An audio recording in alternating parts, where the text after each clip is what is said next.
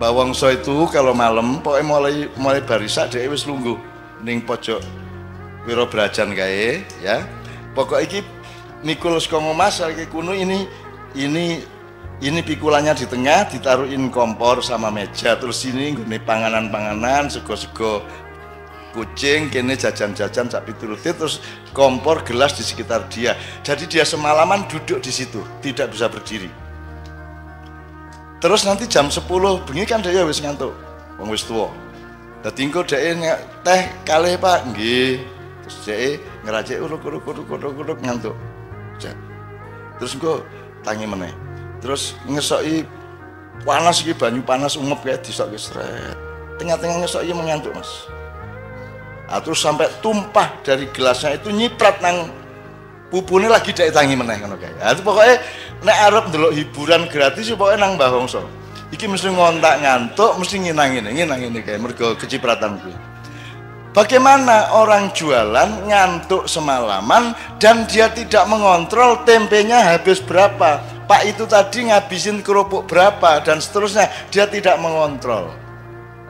Saya hidup ini tidak untuk berjualan atau mencari laba. Saya hidup ini menjalankan dharma bakti saya sebagai hamba Allah. Aku iso ning ngene iki tak lakoni ngene iki kanthi tenanan. Perkara kamu bilang makan tempe telu kok ngaku siji, kowe kerupuk 14 ngaku ming 4. Aku ndek kanca biyen kerupuk seneng banget deh. Tadi nak hitung-hitungan, lem nasi berapa? 2,5. Teh 2. Kerupuk 19. Wah kayak mangan kerupuk. Dan itu saya zaman aku kaya saumur gue ya, podo wae melarat aku dibanding gue saya. Kira gue iso tuku pulsa biyen ra ono.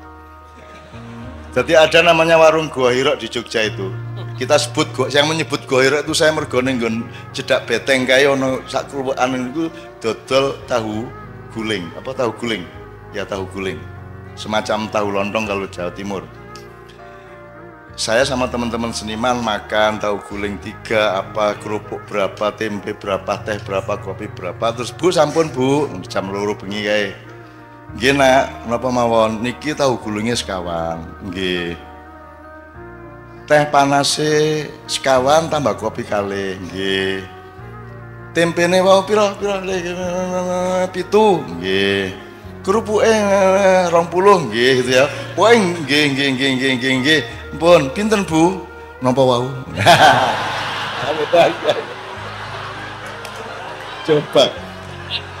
Coba indahnya hidup itu coba. Wah, itu saya ingat sampai sekarang ya Allah indahnya coba. Leku diri ngitung gue ya. Pinten Bu? Napa wau? Aduh ngitung meneh. Coba itu belajar apa ya? Belajar bagaimana kesabaran itu menjadi nikmat bagimu. Bagaimana kearifan itu menjadi nikmat bagimu. Sekarang ini kan ada dikotomis. Kalau kesabaran berarti tidak enak. Betul lah? Kalau melarat berarti sengsara. Itu salah kamu. Nanti dulu. Kamu dapat uang, kamu nikmati uang dengan atau secara akhirat. Dan kamu tidak punya uang, kamu nikmati secara akhirat. Kalau uang dinikmati secara dunia gampang, tapi kalau tidak punya uang, satu-satunya jalan menikmatinya adalah secara akhirat. Betul enggak? Nah jadi kalau kamu punya uang, kamu menikmati secara dunia bisa, secara akhirat bisa, double. Kalau kamu tidak punya uang, orang yang keduniaan tujuannya, dia tidak bisa menikmati tidak punya uang. Karena dia tidak bertujuan akhirat. Tapi kalau kamu punya tujuan akhirat, kemelaratan pada momentum tertentu itu adalah kenikmatan akhirat. Tenang dek kui. Makanya sudahlah, pertimbanganmu itu akhirat terus supaya dunia itu menjadi kamu kuasai. Nah, pesan saya gini, teman-teman sekalian, Anda tahu yang ini di ilmu ini kan Pak Saratri kan mengajar ilmu-ilmu sosial juga ya, Ustadz ya. Kan ada istilah first world country, second world country, dan third world country. Ada Sejak tahun 70-an dunia dibagi tiga. Satu negara dunia satu, kelas satu. Nomor dua negara dunia kedua, terus negara dunia ketiga. Yang satu itu Amerika, Eropa. Yang kedua itu dulu itu masih Jepang, Cina dan seterusnya. Kita ini negara dunia ketiga paling asor, paling sordewi. Kita ini dengan bangga, dosen-dosen di Undip dengan bangga kita sebagai warga dari negara dunia ketiga, lo malah bangga.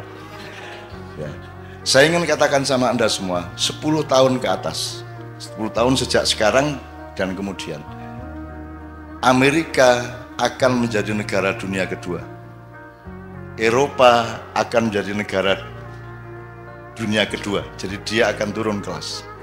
Afrika, Amerika Latin akan tetap menjadi negara dunia ketiga. Tapi Pasifik, negara-negara Asia Pasifik dari Indonesia sampai Cina di utara, ada Thailand, ada Myanmar, ada Kamboja, ada Vietnam, ada semuanya, akan menjadi negara dunia pertama. Dia akan menjadi first world country. Pusat perekonomian dunia akan ada di wilayah Asia Pasifik. Indonesia akan menjadi bagian dari supremasi ekonomi dunia dalam waktu tidak lama lagi. Ning dudu wekmu.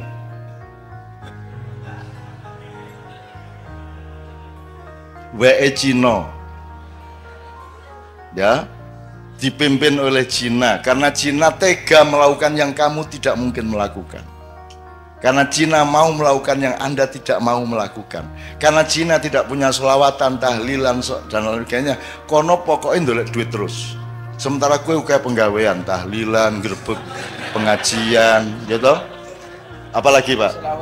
Selawatan. Ma'iyahan, manakipan, segala oke banget penggawean, sehingga konsentrasi keuangan dan materialismenya turun, gitu ya. Nah, teman-teman sekalian, yang saya ingin omongkan di sini dengan sudah ada bekal wabtagi ad-darul akhirah fima atakallah. Itu ya kalimatnya. Diingat-ingat.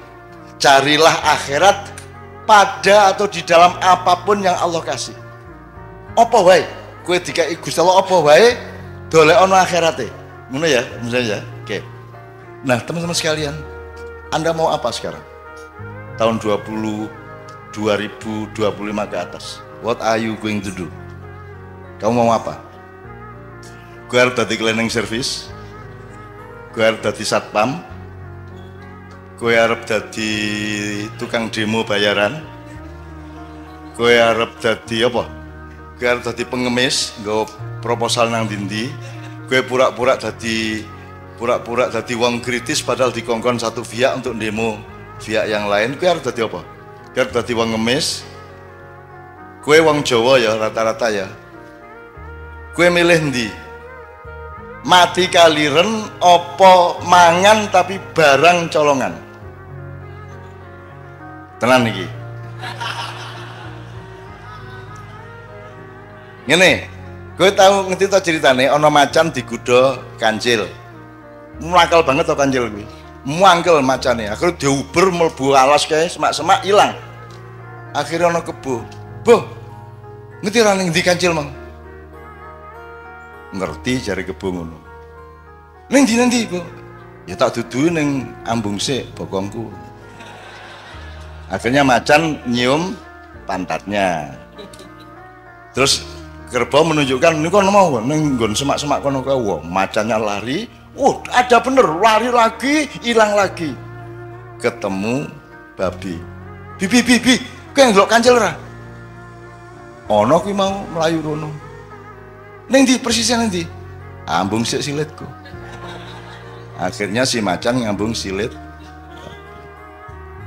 didudui sama babi, pokoknya neng kono kae, ono wit-witan kae ketoke ndelik neng. Parane karo macan hilang meneh. Akhirnya ketemu siri-siri. Ngerti siri-siri? Ambung sik silit gue nek pengen ngerti. Ora ngerti siri-siri ta? Ora ngerti siri-siri? Urung tau krungu? Ayo nek kepengin ngerti, dilaten sik silitku. Inilah yang terjadi di Indonesia sekarang. Bukan hanya terpaksa, bahkan orang melamar untuk ngambung silit, ya ra? Ya ra? Saiki iki ning Indonesia, sarjana-sarjana, wong pinter-pinter, wong ampuh-ampuh, royoan mbuh universitas iki mbas iku royoan untuk ngelamar ndilat silit ben urip. Ya ra? Ben iso mangan, ben duwe mobil apik, ben duwe jabatan, ben iso melu ngerampok, ya ra? Wes, sesuk kowe ketemu kanca-kancane siri-siri nang ndi? Apa kuwi? Pengen ngerti kowe? Terus langsung kok bukanya.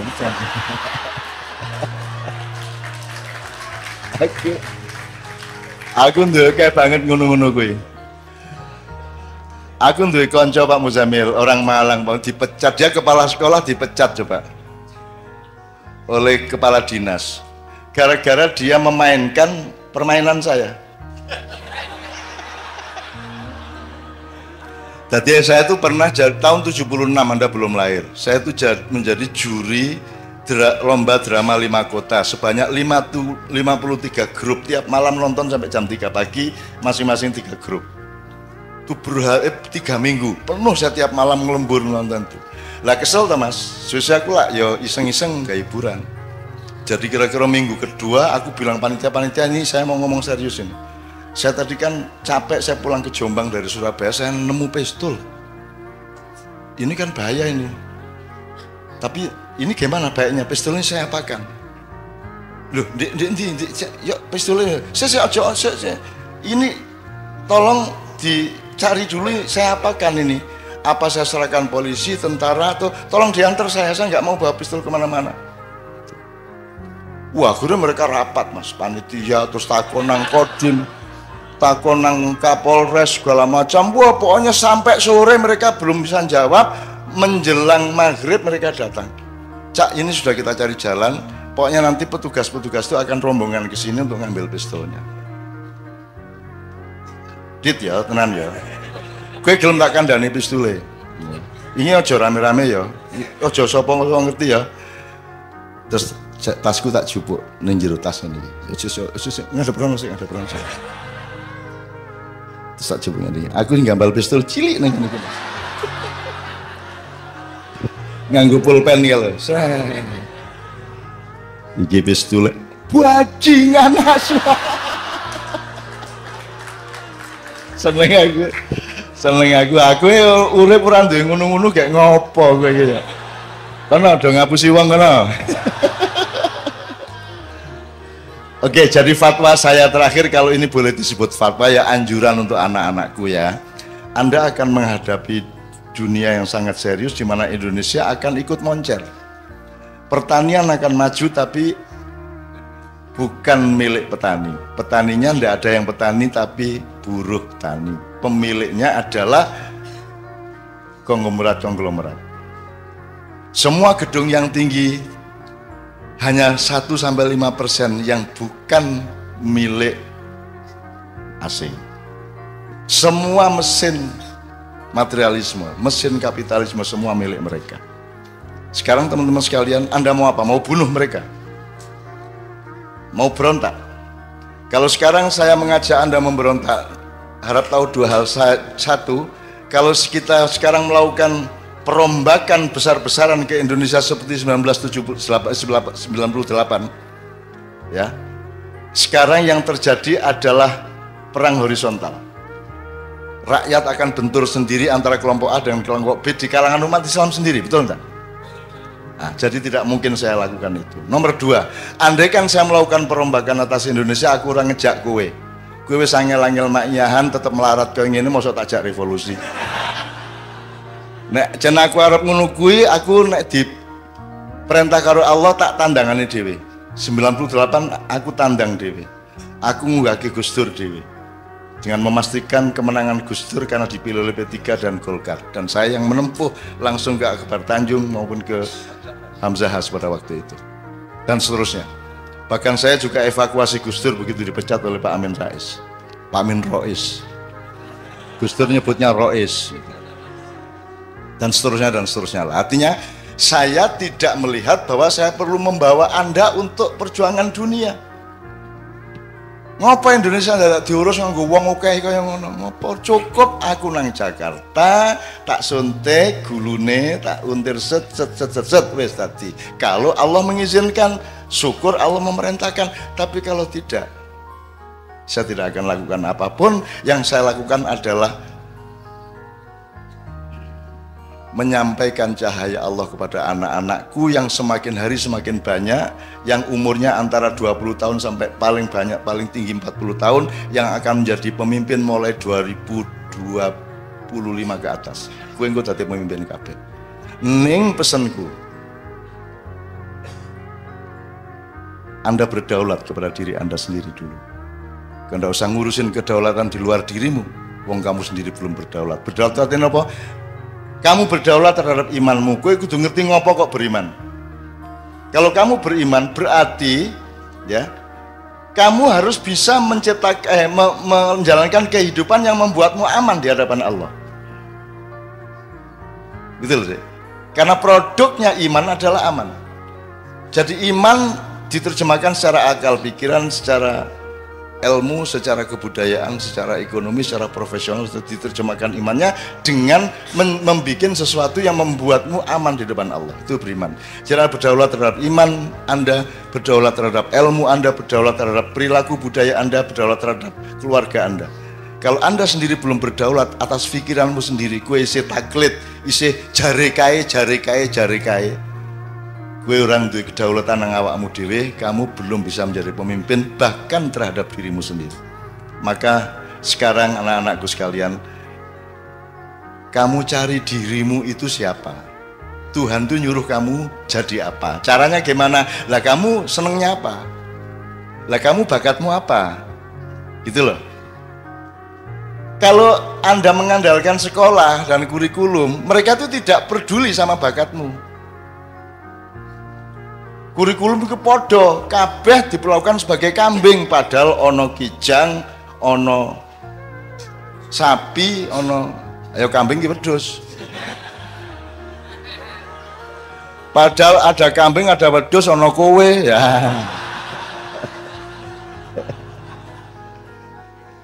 Maksud saya, mencari dirimu sendiri itu maknanya jangan muluk-muluk. Kamu punya kecenderungan apa? Mulai dilihat sekarang kamu itu. Kamu, wah aku seneng ya karo kopi iki, tak dodolan aku tak gawe warkop wae. Wah aku seneng iki nandur-nandur, tak jajal, tak jadi cilik-cilikan dadi petani organik misalnya. Aku seneng ya IT iki. Ya, pokoknya terserah Anda itu kecenderungannya apa, itu namanya fadhilah. Faddalallahu ba'dun ala ba'din. Temukan dirimu yang Allah konsep. Kalau di sekolahan kan, sekolah tidak peduli sama Allah dulu kasih apa kepadamu. Kan begitu. Maka kamu sendiri yang harus cari siapa dirimu, kecenderunganmu apa, bakatmu apa, dan carilah bahagia, karena bahagia itu hanya dengan Allah. Jadi kamu mosok kon dosen tapi ngersulo. Aja ngersulo. Kamu temukan nikmatnya akhirat di dalam pekerjaanmu sebagai dosen. Kan begitu. Kamu jangan ngersulo. Kowe ngojek ning karo grundel benasu ngojek aku aduh.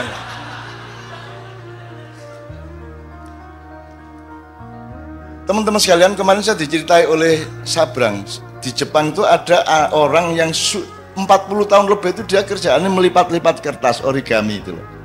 Gawe manuk, gawe perahu, gawe apa loh. Dadi 40 tahun ngono terus deh. Kan iki ngopo to iki? Bendino ngelipat kertas apa to gunanya apa gitu ya. Anda tidak tahu itu thariqat, itu ketekunan. Lakukan saja apa yang Allah fima atakallah. Yang Allah kasih kepadamu itu lakukan dengan istiqomah, sungguh-sungguh, tekun total sampai kamu jadi ahli yang kamu lakukan itu. Nek kue dodolan soto, kue ahli soto. Nanti ketika Indonesia menjadi negara dunia ke-1, kamu adalah pakar. Kamu direktur atas hidupmu sendiri. Kamu dibutuhkan oleh konglomerat. Bahkan kamu akan jadi konglomerat. Dan tidak apa-apa menjadi konglomerat asal kamu temukan nikmatnya akhirat. di dalam konglomerasi yang kamu jalan. Gitu loh, Dek. Temukan sekarang bakatmu apa. Saya ini tidak masuk rak buku di Gramedia. Bukuku ekonomi ra cocok, sosial ra cocok, budaya ra cocok, agama ra cocok. Ora ono, akhire kudu gawe lemari dhewe ya ra. Aku parpol ra cocok, ormas ra cocok, kiai ra cocok, kabeh ra cocok, akhirnya aku gawe kursi dhewe. Dan saya bersyukur karena saya sejak kecil menciptakan kursi saya sendiri. Nyun sewu ya, saya menyembunyikan nasab saya karena saya tidak mau dipuji orang hanya karena saya punya nasab. Sementara kebanyakan tokoh-tokoh Indonesia menikmati nasabnya. Lahir procot, iki wis putune mbah iki, ngono ta? Gampang dadi ketua iki, gampang dadi kok mergo pancen putune mbah iki kan ngono. Aku ora duwe kursi iki. Dan seandainya ada, aku sembunyikan di belakang punggungku. Aku ingin menjadi fungsi, bukan menjadi siapa diriku. Gitu loh, Dek. Nah, teman-teman sekalian, temukan dirimu. Temukan bakatmu dan kerjakan. Masa 5-10 tahun kamu tidak jadi pakar? Jadi misalnya Pak Ilyas, sampai dia ngerti betul dunia dosen dengan segala dimensinya. Psikologi ini mahasiswa, latar belakang ekonominya mahasiswa, budayanya mahasiswa, kampus kipiye, semua dia tahu persis. Sehingga seperti origami tadi, sekarang si bapak yang si mbah yang penggawean melipet-lipet itu digoleki NASA. Karena mereka ingin bikin satelit yang efisien, yang bisa menyerap energi dari matahari tapi tidak terlalu gedabiah. Jadi harus ada lipatan-lipatan tertentu yang efisien, yang logamnya tidak terlalu berat sehingga lebih awet di angkasa. Dan itu yang bisa menguasai itu hanya seorang ahli origami. Jadi gue saiki opo tentok ke awakmu, mumpung gue isih nom, dan tekuni sampai habis. Kita lah aku iki apa? Saya tidak menekuni bidang apa-apa karena saya bukan bidang. Saya bukan kamar, saya bukan perabot, aku ini ruang. Aku ini menampung semua perabot. Aku terdiri dari kamar-kamar yang bermacam-macam. Kamu jangan memasukkan aku ke dalam kamar, karena kamar itu sempit bagiku dan tidak cukup, akan pecah itu kamar untukku. Ngono rene arep penyair ya. Ya. Maka saya tidak membutuhkan dunia ini. Karena aku disuruh menolong kalau ada yang darurat di dunia ini. Masa saya butuh dunia? Saya butuhnya Allah. Bahwa Allah kemudian menyayangi saya dengan mencuelkan dunia untuk saya, itu Allah kasih, bukan karena saya mencarinya. Dari soal istri sampai soal harta sampai soal ma'iyah, saya tidak pernah minta dan saya tidak pernah merebut dan saya tidak pernah bercita-cita. Orang tahu kok, wah tak rabi karo artis ya. Orang tahu. Pokoknya dilalah acara bareng karo Kiai Kanjeng ning Senayan, buka bareng tak lamar ngono wae. Atine pengen ngelamar tak lamar. Nesu to.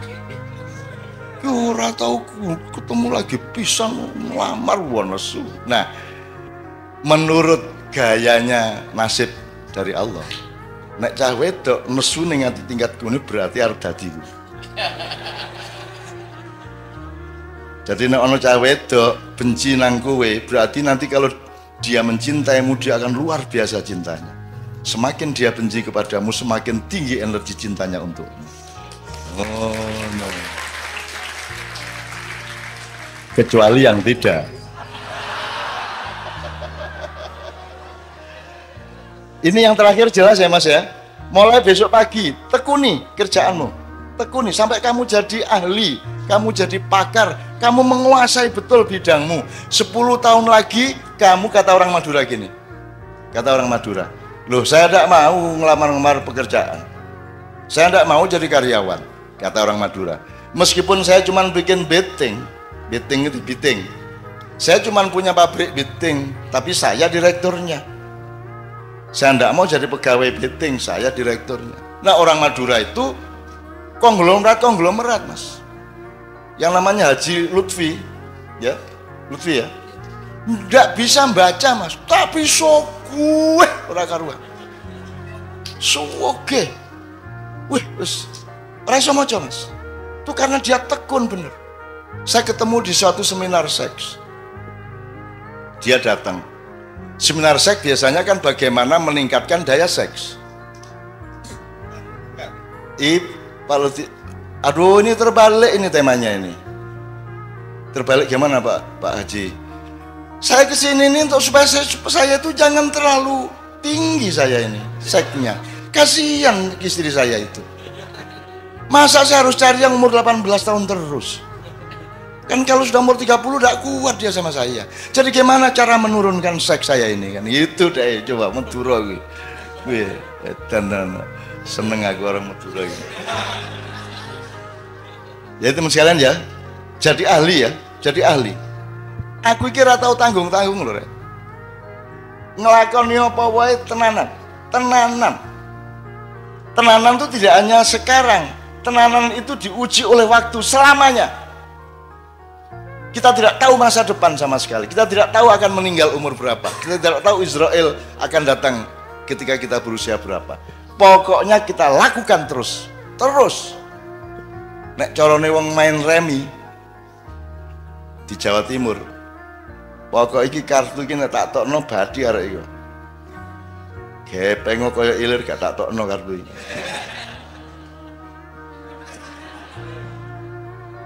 Nek saiki gampang kompromi to Mas.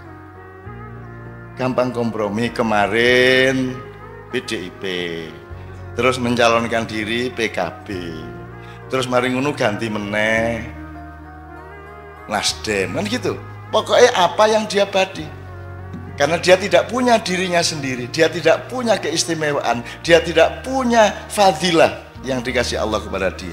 Nah, temukan fadilah dari Allah kepada masing-masing, maka kamu sudah dijamin oleh Allah bahwa akan aku lebihkan kebunmu asal engkau mencari aku dalam hidupmu. Ini ya, tepuk tangan untuk Allah Subhanahu wa taala. Sudah pernah ada kiai mengatakan tepuk tangan untuk Allah? Belum pernah ya? Kira-kira menurut fikih bagaimana? Allah tidak akan terpengaruh oleh tepuk tangan. Begini. Tepuk tangan tidak menentukan baik atau buruk. Yang menentukan adalah niatmu apa. Anda bersyukur, ya toh? Tepuk tangan untuk bersyukur toh, seneng toh, yo top gitu kan. Loh, Mas, orang itu sering karena berpikirnya materialis dan keduniaan, yang dilihat itu barangnya, ucapannya, bukan muatannya. Gitu Mas. Orang tuh saking, wah, jos, Allah ki jos tenan. Isa bangun itu Mas. Wah, top tenan Allah kan gitu. Boleh enggak itu? Kalau menurut tadi itu protokoler enggak boleh. Allahu Akbar, Allahu Akbar. Lihat nih orang lega tau nek gue wong Semarang. Allah iki jos ndak.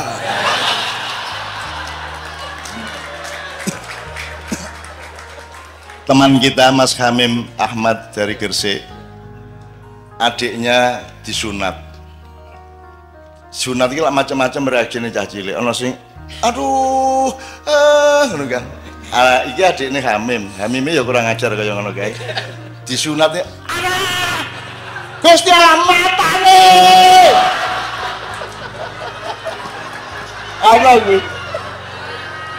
Ana gue ngono. Biar Gusti Allah di mata-matakno itu.